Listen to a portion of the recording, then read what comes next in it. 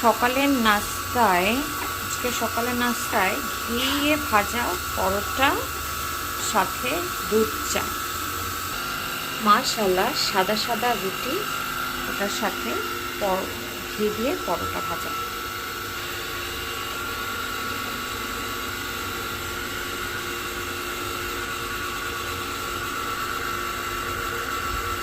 অনেকে হয়তো বলতে পারেন যে রুটি দিয়ে আবার কী ধরনের পরোটা হয়। আমি রুটির সাইজেই পরোটা করি, কারণ আদারওয়াইজ নর্মাল আমরা যে পরোটা করি সেটা করলে যেটা হয় যে খাওয়াটা বেশি হয়ে যায়।